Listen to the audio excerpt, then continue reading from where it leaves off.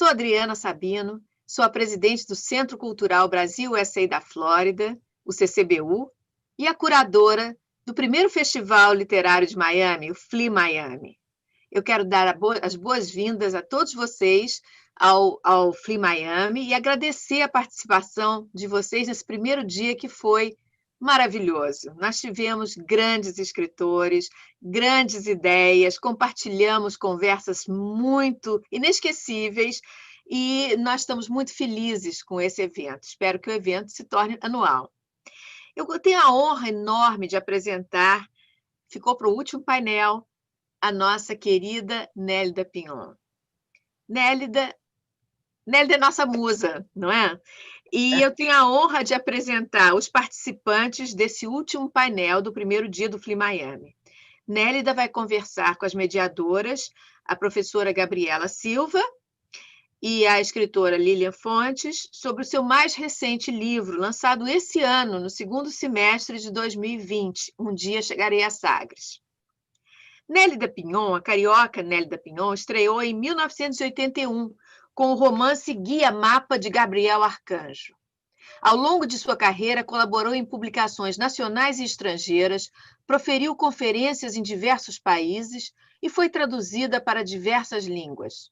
Ocupou a cátedra Dr. Henry King Stanford na Universidade de Miami, desde 1990, havendo sido escritora visitante das universidades de Harvard, Columbia, Johns Hopkins e Georgetown.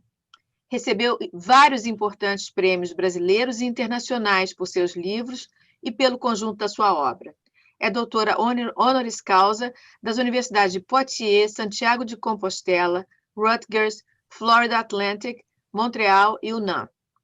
Em 1990, foi empossada como imortal pela Academia Brasileira de Letras e, em 1996, no ano do centenário da Academia, tornou-se a primeira mulher a presidi-la. Nossas mediadoras que vão conversar com Nélida são Lilian Fontes, arquiteta, escritora com pós-doutorado em Comunicação e Cultura na UFRJ.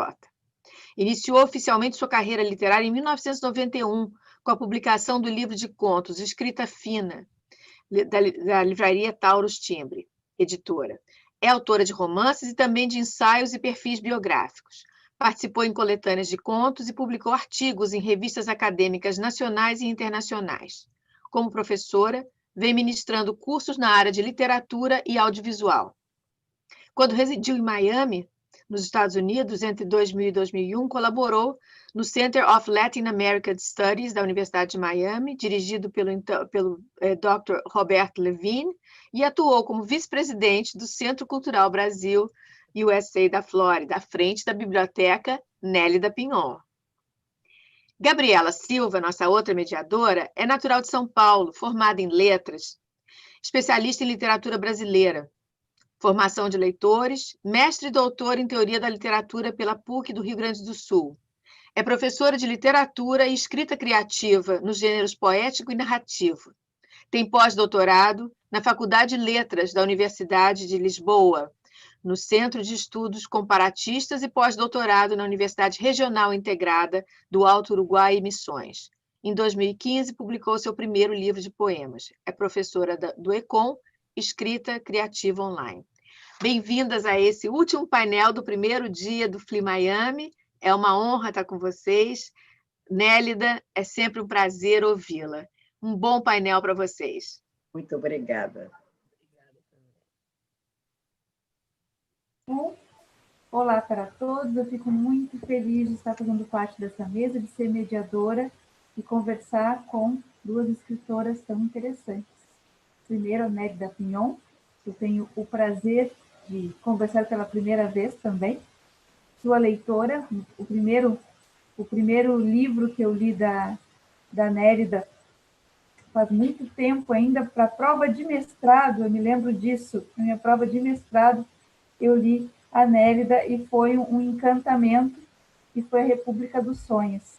Então, foi aí que eu comecei a minha leitura de Nélida Pinhon. E a Lilian, nas nossas conversas, eu descobri que somos duas amantes de Fernando Pessoa. Então, eu fico muito feliz de estar com vocês.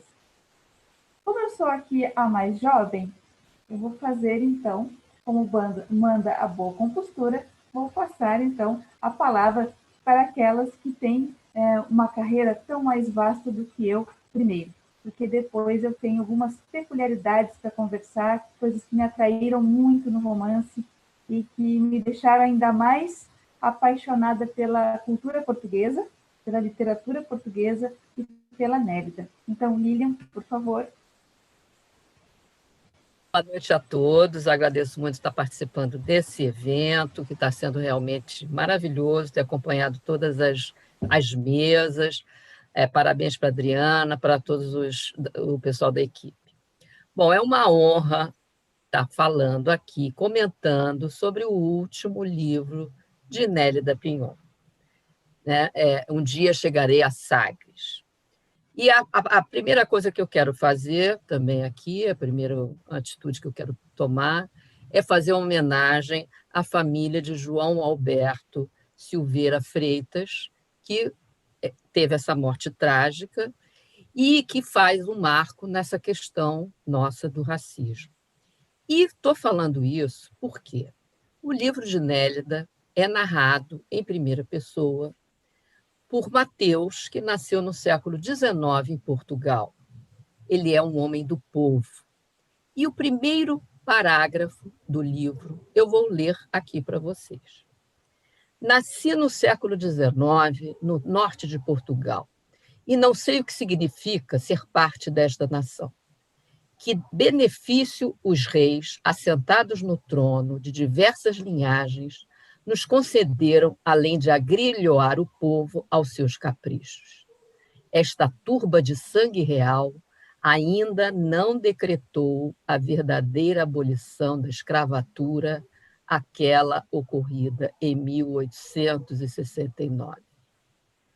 Assim começa o romance de Nélida Pinhon, que nos leva a uma viagem por Portugal, pela língua portuguesa, por Camões, Infante Dom Henrique, e por toda a miséria dos que são menos privilegiados no povo de Portugal da época e que a gente vive isso. Ou seja, o romance de Nélida, a leitura do romance de Nélida nos engrandece, nos engrandece. Ela tem uma linguagem, uma narrativa que nos leva a um universo, a uma forma de apreensão do mundo que é impressionante, realmente. A cada página tem uma carpintaria narrativa que a cada página nos eleva a um estado excepcional. Bom, vou começar então fazendo uma pergunta, querida Nelly. Seus romances, República dos Sonhos, que é um grande romance, como a Gabriela mencionou, é escrito em terceira pessoa.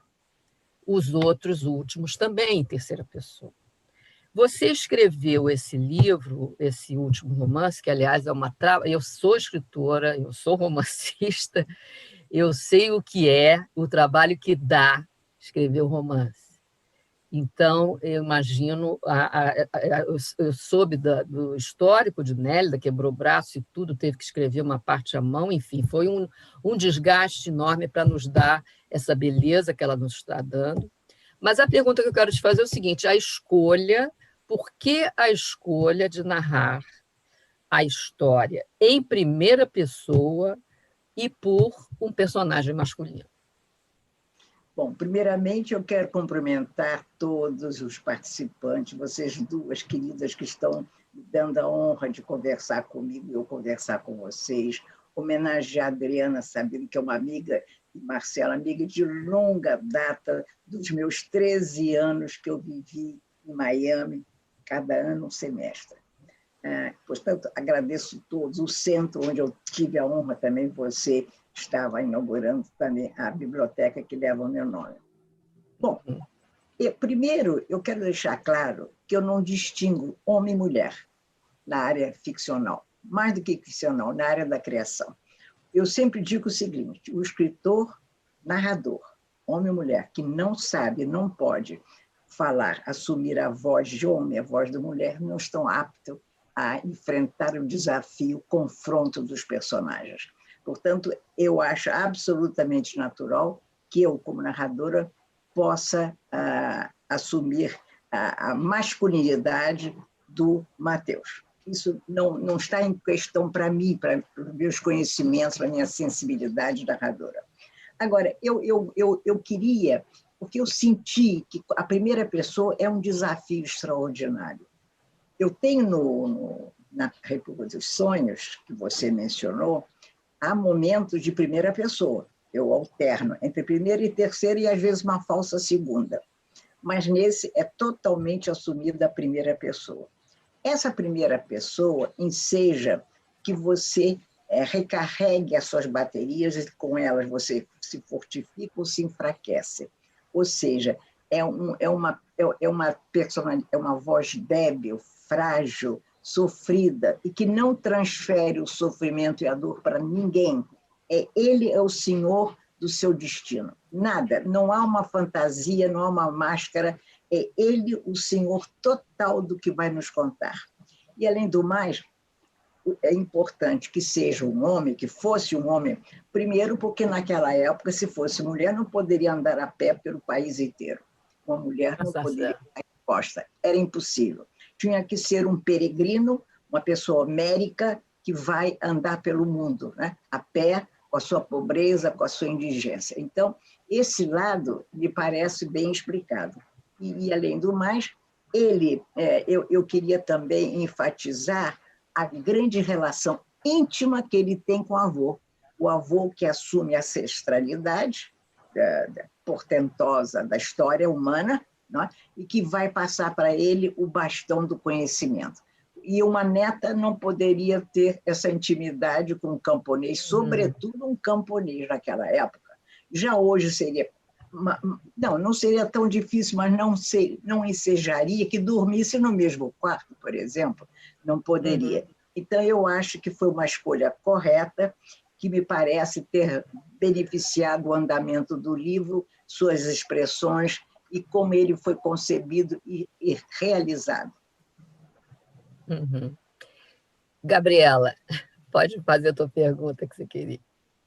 Eu quero agradecer também o convite, eu fiquei muito feliz, muito embevecida com esse convite, porque realmente conversar sobre literatura e conversar com uma autora tão especial como a Nélida faz muitas dores, muitas tristezas que a gente sente agora um pouco de alívio. Então, fico muito feliz. O que acontece, Nélida, quando eu leio o teu livro, é uma coisa que me comove e me intriga. Eu trabalho com literatura portuguesa do século XX. Meu doutorado, pós-doutorado e prática de ensino é em literatura portuguesa. E eu revisito muito Camões. Mário Cláudio, que é um autor português, ele diz nos seus contos que Camões é o grande relógio da história portuguesa. Em vez de a gente ouvir tic-tac, a gente ouve Camões, Camões, Camões. E, não é? E dentro do teu romance, Camões está pairando sobre a obra. Isso me deixou tão encantada, porque está ali a ideia do Quinto Império, não é? Do Quinto Império, que depois Fernando Pessoa vai falar sobre isso, Padre Antônio Vieira também, mas está ali a essência portuguesa que está lá nos Lusíadas. Então, eu gostava de saber, como dizem os portugueses, eu gostava de saber como foi essa pesquisa, como foi encontrar esse caminho que traçaste, porque uma outra coisa, como eu disse, como sou literatura portuguesa, ler a tua obra foi fazer diversas inter-relações com muitos autores que eu gosto. E um dos outros autores que reverbera muito forte aqui é Saramago, com o Memorial do Convento, em que ele diz num momento, numa entrevista, que ele não vai falar de reis, ele vai falar dos homens que colocaram tijolo, pedra por pedra, e construíram o mosteiro de Mafra, não é? Então, aqui tu fazes a mesma coisa. O Mateus é esse homem que caminha pelo chão de Portugal e não pertence aos reis, né? Ao mesmo tempo, ele reverbera Camões. Então, como foi criar essa personagem, pesquisar essa história de Portugal e chegar a esse conjunto tão bonito? Olha, recentemente me mandaram uma entrevista, que eu posso até mandar para vocês, que eu dei para a jornalista Ana Souza, para a televisão portuguesa, uma entrevista de 1 hora. Ali, eu estou a caminho de Espanha para ganhar o prêmio, recolher o prêmio Príncipe de Astúrias. E ela me pergunta qual era o meu projeto. Eu disse para ela que meu projeto era um romance passado em Portugal. E eu não é que eu tenha simulado, eu manifestei uma certa timidez, porque eu sabia de antemão, em 2005, os desafios que eu ia enfrentar. Portanto, a partir daquela data, talvez um pouco antes, eu fiz anotações, eu me dediquei a uma pesquisa de caráter universal, talvez até mais do que Portugal, porque Portugal superou seus limites geográficos e se lançou às correntes do mundo. Portugal, com seus desbravamentos, né, inventou uma nova imaginação para o mundo, até então conhecido mundo europeu. Muito bem. Então, eu fiz as pesquisas, sempre pensando nesse panorama gigantesco. Eu gosto dos desafios continentais, universais, como se eu fosse Tucídides, Fernão Pinto, você entende? Eu gosto de pensar que você, com as suas mãozinhas, com a sua cabecinha, com o seu coraçãozinho, é capaz de erigir um monumento que é, primeiro, um feudo, depois um país, e quando o monumento está pronto, é uma nação. Então, foi com esse espírito de buscar a grandeza de Portugal, portanto, a grandeza do mundo, né?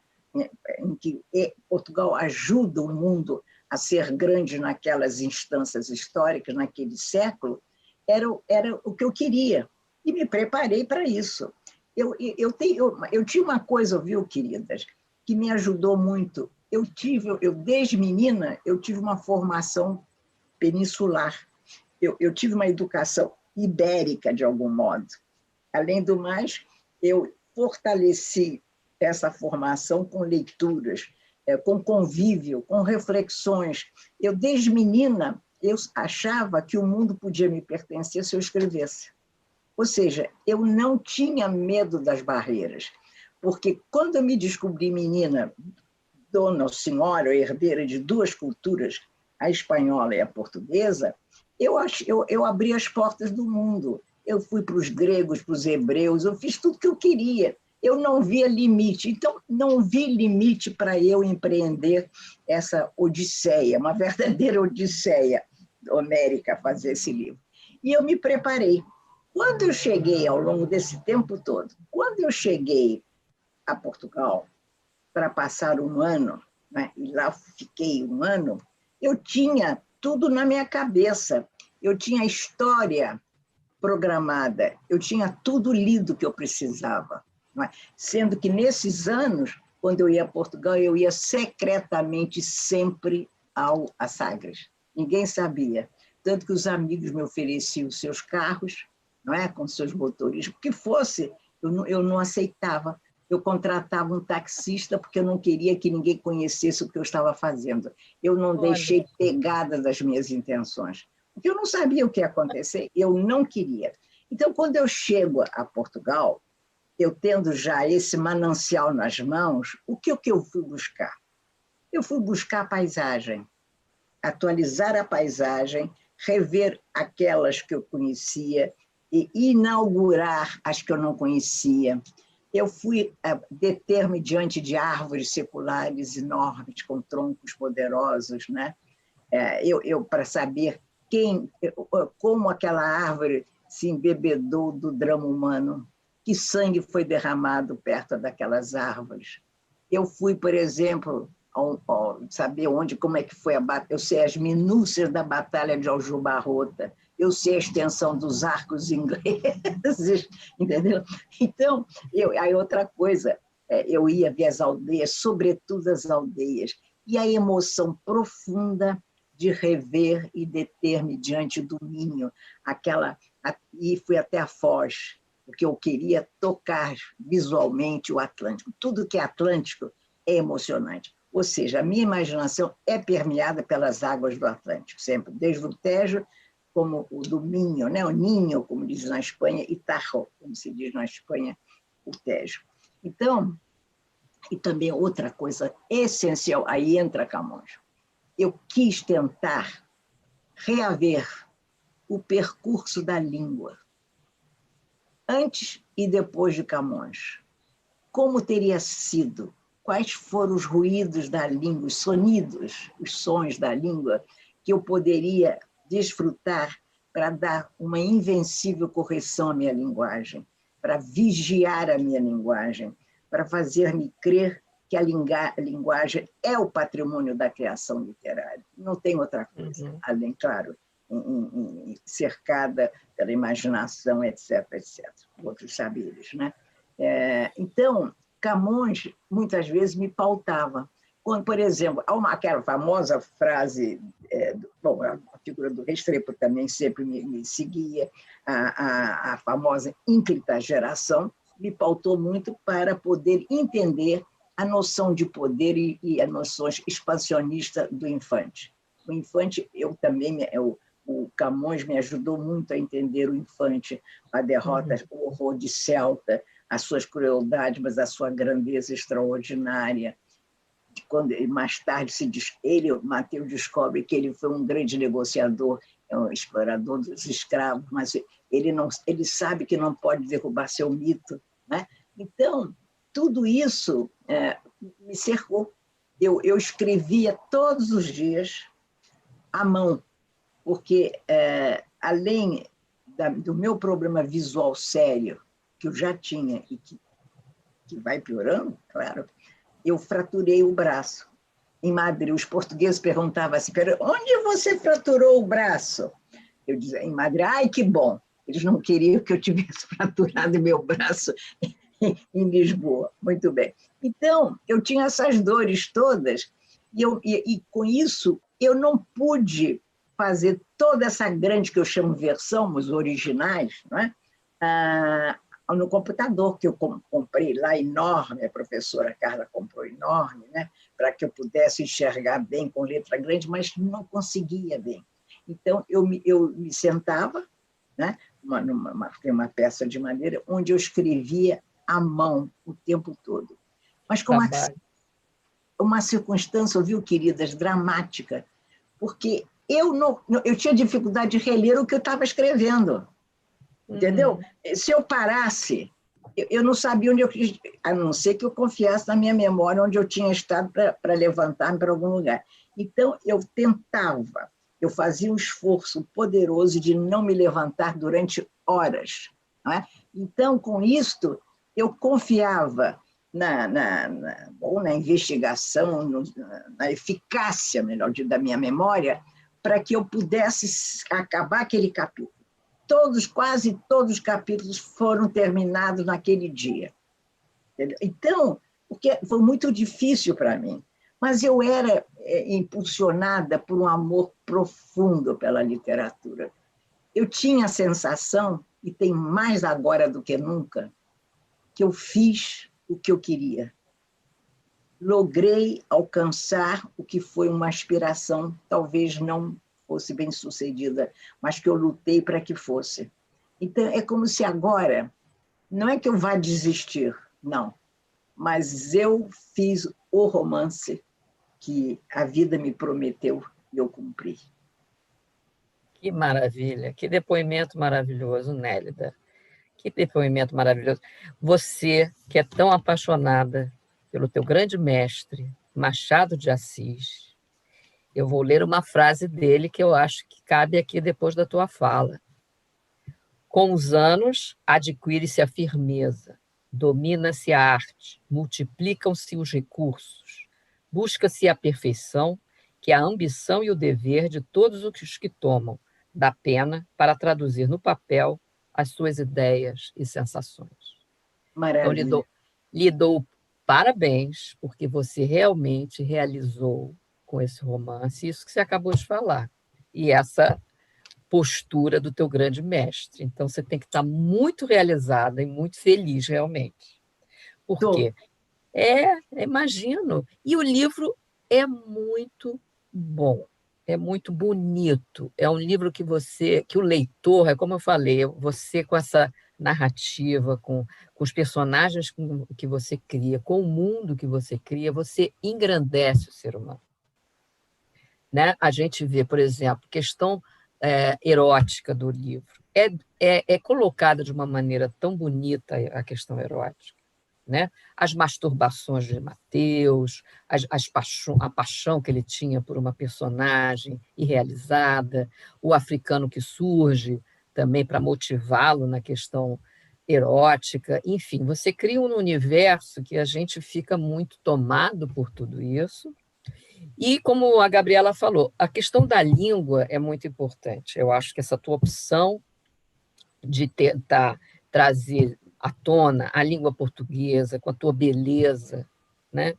É até aquela coisa, o escritor, só por ele trabalhar com a sua língua da maneira que você é uma mestre, em todos os romances, não é só nesse, mas nesse você realmente criou um primor. Ele já está tendo uma atitude política. A atitude política do escritor é trazer a sua própria língua para mantê-la viva, né? Mantê-la viva. Eu acho isso uma coisa maravilhosa. Agora, uma pergunta que eu queria te fazer também, que eu gostaria de ter a tua fala nesse sentido, os capítulos são capítulos curtos, né? Que são fantásticos, porque são difíceis de realizar também, porque cada capítulo termina de uma maneira assim surpreendente. Então, eu queria também que você falasse um pouco dessa experiência que eu achei em relação aos outros romances assim inovadora. Olha, uma coisa que eu gostaria de dizer é o seguinte: eu vou ter que fazer uma coisa horrorosa, mas tem que fazer porque ela fica enlouquecida, desculpe. Essa é a Pilar Apignon. Mas, olha, é o seguinte, uma coisa que eu gostaria de dizer, primeiro, que eu tenho um texto sobre o Pincenez do Machado de Assis, que está na Academia Brasileira de Letras. Eu gostaria Que maravilha. de dizer. Você falou agora, eu fui interromper, peço-lhe desculpas, mas esse valor alto se levanta. Mas você estava dizendo sobre capítulos curtos. Precisa calibrar muito bem, é difícil. É difícil porque você tende a se expandir mais do que necessário. Embora, quando você o faz sob efeito do seu conhecimento, do seu domínio da técnica narrativa, não tem problema, porque grandes autores fizeram isso, desdobraram porque precisavam atingir a essência, o fulcro daquela sua intenção. Os capítulos, há um detalhe que eu utilizo, queridas, que me ajudam muito a dar vigor a cada capítulo. Ao seu término, em geral, eu uso uma frase eloquente, que não tem a menor inocência, ela tem uma intenção quase fatal em relação àquele capítulo. São as frases finais. Elas não foram casuais, elas não estavam num relicário, ali num cofrezinho que eu fui lá buscar as frases. Elas nasceram por insurgência daquele capítulo. Então, aquele capítulo sempre tinha um início forte, que eu adoro os inícios fortes, eu não gosto de início suaves, inícios fortes e, sobretudo, término. Quando esse término justifica a extensão do capítulo, de alguma maneira. Ou seja, é quase um capítulo individual, que poderia ser lido, destacado do romance. Embora, claro, está incerto na narrativa. De modo que prestou o serviço necessário para eu avançar. Uma ou outra amplia um pouquinho, mas, enfim, fez parte, enfim, dos meus desígnios narrativos, né? Essa extensão. É que esse livro, como eu acho que todo livro, é muito planejado, muito pensado. E, além do mais, meus queridos amigos que estão nos assistindo, minhas queridas amigas, não se esqueça, quando eu volto ao Brasil, isso é bom eu destacar, um ano exatamente depois, um ano intensíssimo, porque além do livro eu fiz várias conferências, escrevi vários textos, tenho até um livro agora que eu estou limpando de ensaios. Muito bem. Então, eu, quando chego ao Brasil, há um milagre extraordinário. A professora cuidou de tudo, e eu consegui escrever, limpar, refazer mais 7 vezes o romance. Nossa. No computador. Foi um milagre. Eu conseguia dominar o teclado, que é um teclado imenso, amarelo, enorme, que eu trouxe de Portugal. Eu conseguia, às vezes, quando eu não enxergava bem, eu fazia assim com a cabeça. Porque eu sabia, quando eu faço assim, há um pedaço meu que eu consigo ver melhor. Enfim, eu fiz, queridas, eu tenho mais de 1 metro de altura de versos de papel, de textos. Que coisa, hein? Que trabalho fantástico. Cansaço profundo. E eu queria acabar, porque eu cismei, desde que eu julgasse, pronto, porque eu queria que saísse na pandemia. Uhum. Porque isso tem a ver com o que você disse há pouco, queridas. Vocês falaram nessa supremacia da literatura. E eu, então, quando eu comentei com o editor Carlos Andreasa e com a presidente da Record, a Sônia Machado, eles ponderaram que talvez devêssemos publicar o livro do ano que vem, que era um livro que merecia uma chegada mais soberba. Pô. Eu disse, não, eu quero que ele chegue na pandemia, eu quero provar que o escritor brasileiro tem preciosidades da língua para oferecer, ele não teme as consequências, mesmo que eu não venda um livro, eu quero dar provas públicas de que eu confio nos feitos literários. Portanto, que eu confio na nossa língua portuguesa, na língua de Camões, na língua do Brasil, a língua de Machado, enfim, da língua de todos nós. Eu não tive uma hesitação, eu não tive medo. Eu estou assim uma mulher indômita. Por quê? Porque eu não tenho medo de fracassar. Isso me deu uma força extraordinária. Não é resignação, me deu uma paz. Eu estou pacificada em relação ao literário. Nada do mundo literário pode me atingir. Nada mais. É verdade. Tá bom. Totalmente. Como eu digo sempre, já está. Eu adoro dizer, já está. Ai, ai, ai. E tem mais com bom humor, hein? Ah, é. Todo ele feito com bom humor, sem papel rasgado, sem crise, sem histeria, rindo, e Deus sabe como, avançando e pensando chegar a Sagres. Maravilha total. Quer falar alguma coisa, Gabriela? Quero, sim. Primeiro, como eu disse, reverberou nesse texto, para mim, estudiosa de literatura portuguesa, não é? Reverberou, então, Camões, reverberou Padre Antônio Vieira, reverberou Saramago e Fernando Pessoa, né? Quando ele diz o mito é o nada que é o tudo. Um dos poemas que está no Mensagem.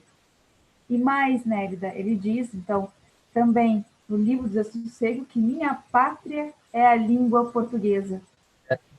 E foi isso que tu acabaste, não é, de confirmar, então, que quando eu li o teu livro, eu não estava errada.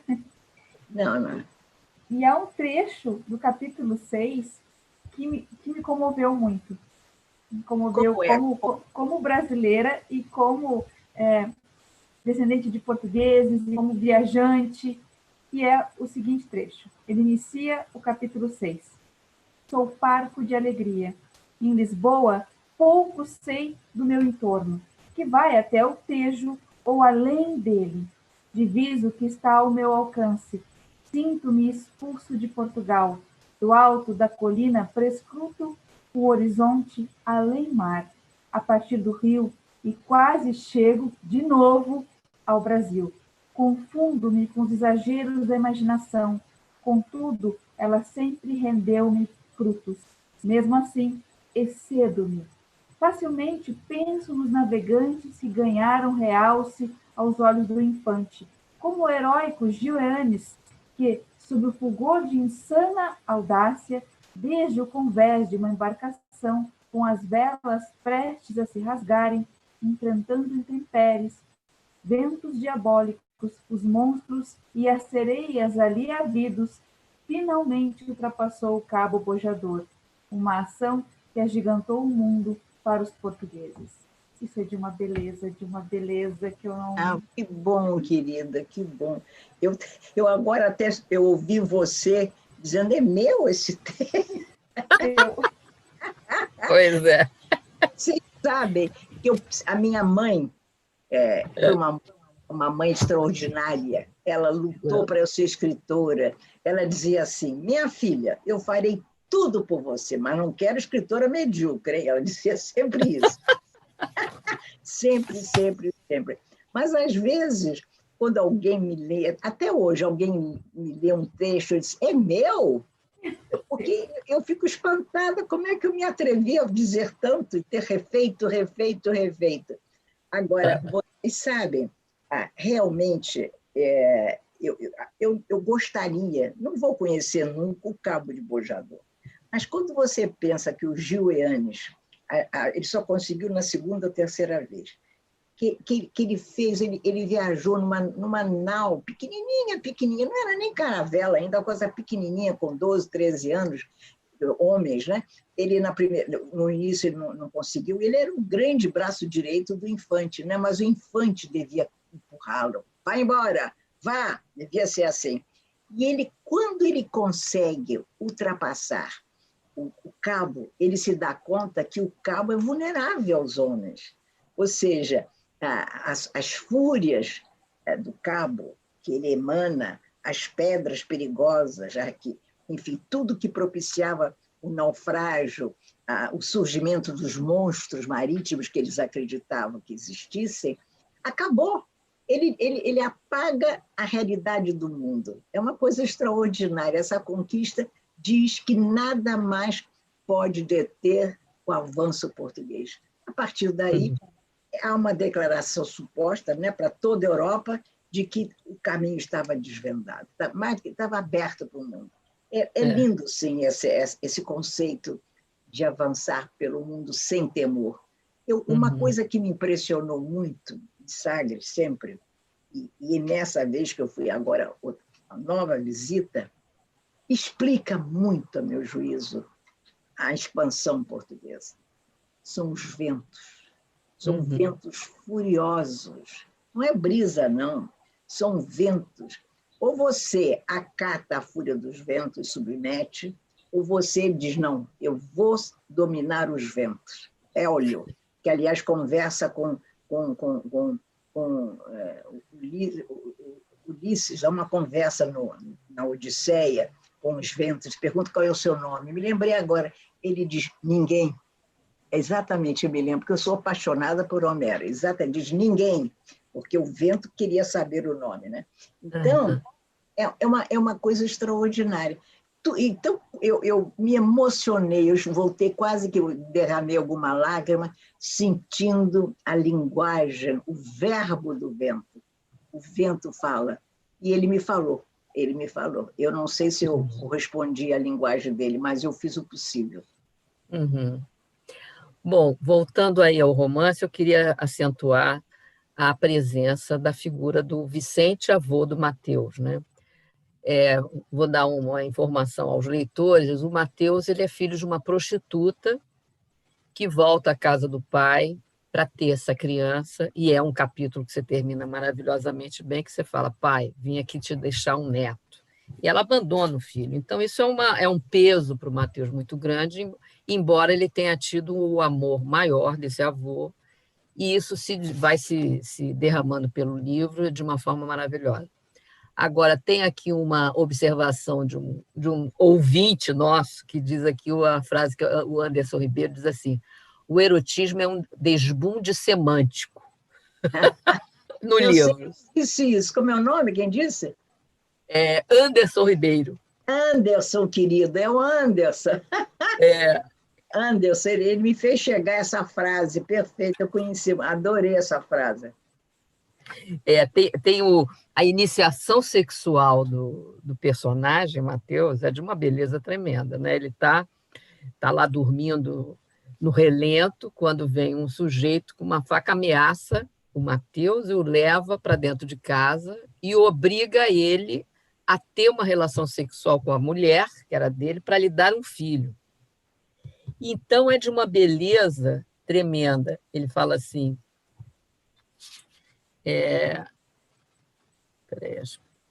as pernas trêmulas não me obedeciam, sentia-me petrificado. Já na cama, sob a orientação da criatura, agia desastrado. O que senti naquele momento não tinha nome. Haveria de me perturbar para sempre. Jamais me livraria de uma ânsia escrava de gozo. Incapaz de privar-me daquela substância com mil volúpias, estendido ali na cama a subjugar-me. Um sexo inventado por um deus diabólico de tanto desprezar o espírito humano, submetia o macho incauto à humilhação suprema de não prescindir da fêmea. E que ardiu aquele que nenhum outro superava. Eu gozei e queria mais, sempre mais. Não sei se acertei ou errei. Sofri de um tumulto no peito que motivou mudança, a certeza de que nunca mais ser o mesmo. Como se o corpo que havia sido até então desgraçado, súbito, beneficiava-me com virilidade equivalente ao poder da terra. Não, eu estou lendo errado. Essa é a iniciação sexual dele, que ele vai no o avô leva, né? O avô leva. Essa outra eu tenho que pegar aqui agora. Ele é obrigado a copular, por assim dizer, com a mulher, o homem que está com a faca. Exatamente. Deixa eu achar agora aqui. Que falha. Não tem problema. Eu marquei tudo, mas enfim. Depois eu acho. Mas essa questão do erotismo percorre todo o livro, né? E como é uma forma de descrever toda a sensação, todo esse nosso lado sexual mesmo de todo ser humano, de uma maneira... E sobretudo, perdão, posso falar? Não, fale. Tudo no mundo camponês, em que você não tem alternativas de prazer, você não tem acesso à arte, você não tinha acesso à literatura, você não tinha nada que distraísse você do ato de fecundar o outro, né? A vida camponesa fomentava os excessos da carne, a carnalidade era uma presença pungente, era o tesouro que eles tinham. Qualquer pessoa que não tem nada, quando tem aquilo que emana do seu corpo, tem muito. Então, esse lado é potencializado por uma necessidade inevitável. Não havia como eu fazer Mateus e o próprio Vicente renunciar ao que o corpo lhes dava. Bom, achei o trecho aqui, deixa eu ler rapidamente. Vi-me em perigo, o homem a brandir o facão, disposto a matar-me, e talvez o fizesse após cumprir o ato carnal. Convinha, pois, atuar como ele exigia. Acerquei-me da mulher, testando sua reação. Ela não reagiu, contemplaria a cena até o seu desfecho. Meu sexo, a despeito da ameaça, cresceu, endureceu e se pôs à minha disposição. Senti-me um bárbaro que dispensava qualquer gesto terno antes de penetrar na mulher. Com total autonomia, montei nela, desprezando o homem e a mim mesmo. Em frações, entrei nela, golpeei seu corpo seguidas vezes, como se a quisesse para sempre. E ao despejar nela o meu esperma português, que devia valer segundo os desígnios do homem, desprendi-me dela, esgotado.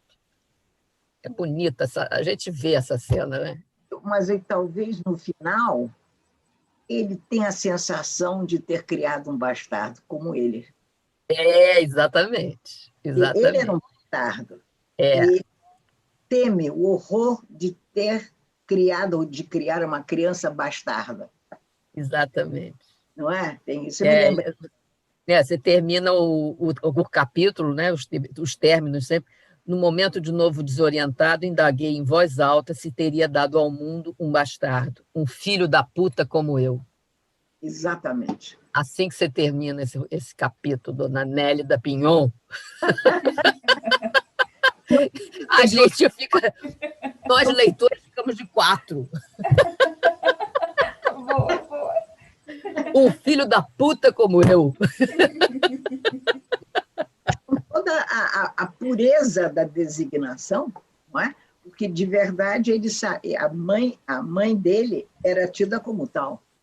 Exatamente. A crueldade humana. A crueldade humana designa um outro de forma pejorativa para brandir arma contra o outro como forma de aplastá-lo, para que nunca mais se ponha de pé. Não é isso? É impressionante. Isso é impressionante no romance. Existe uma coisa que eu acho, um elemento que eu acho fascinante na escrita, e eu gosto muito de observar isso na escrita de mulheres. Já tem mais um minuto, a gente tem que se despedir? Não, depois a gente... Que é a ironia. A ironia, para mim, ela é uma propulsora de ideias fantásticas. E no capítulo 12, né, o jumento Jesus. É verdade. Tem, a presença dos animais. É muito forte. Mas o jumento Jesus é muito interessante, porque, enfim, não é? A estranheza do nome daquele jumento.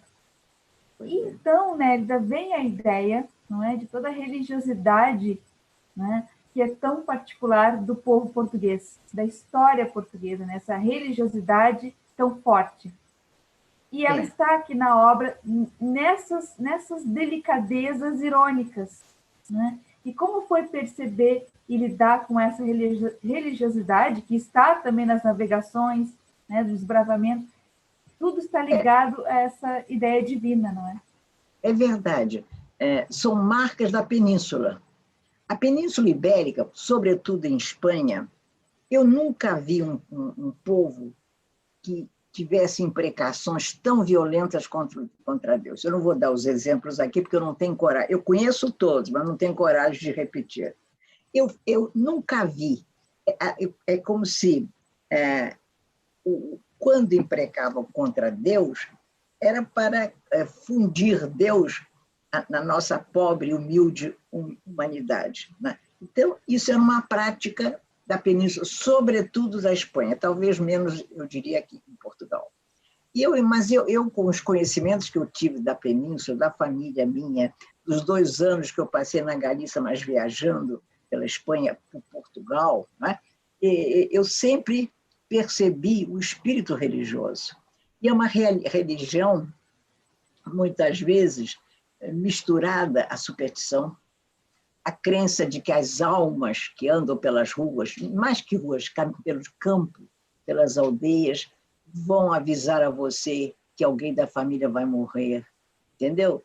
A presença profunda das bruxas na Galícia, as bruxas são tidas como seres sobrenaturais, mas que protegem o humano e não operam contra eles.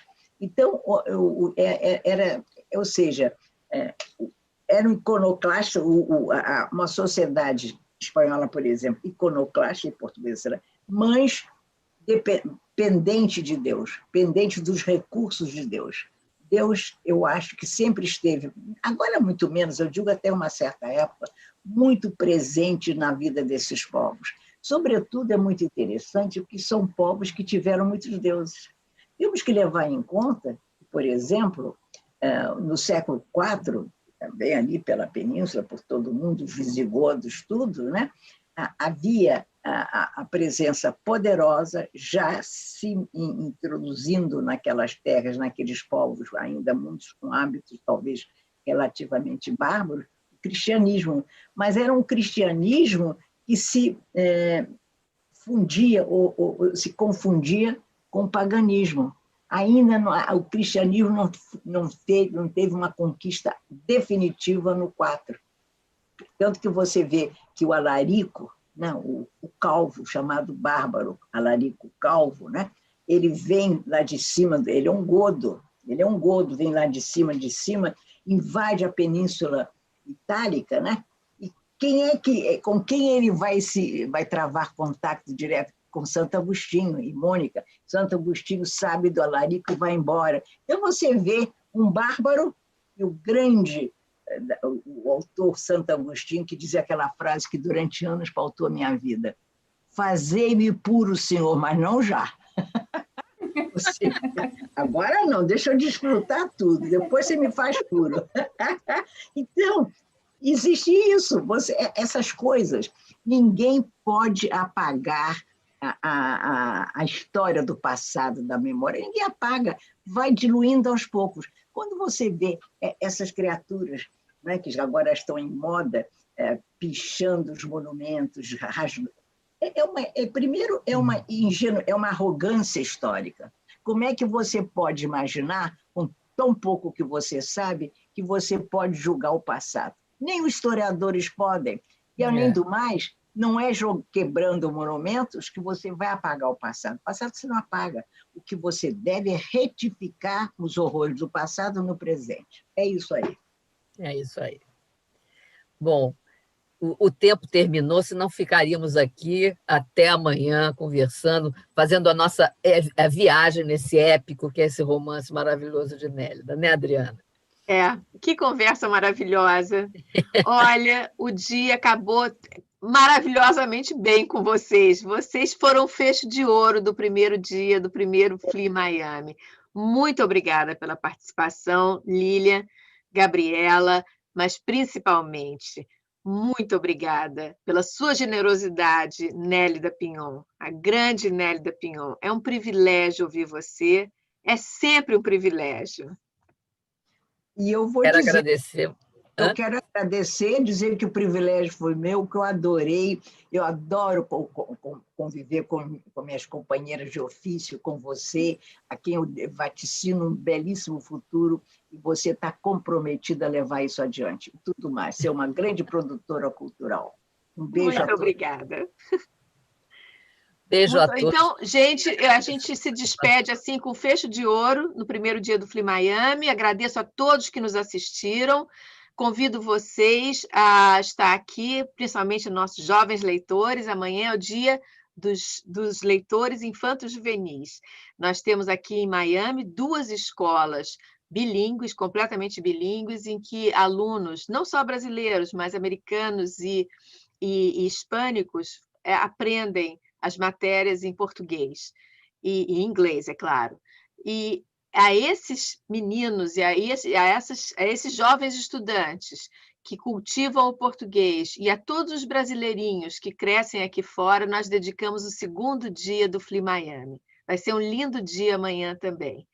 Muito obrigada a todos os escritores que participaram hoje, a todos os mediadores. Agradeço também a competentíssima equipe técnica que nos permitiu manter no ar sem problemas o dia todo. Ninguém caiu, hein, gente? Ninguém caiu o dia todo. Foi um show.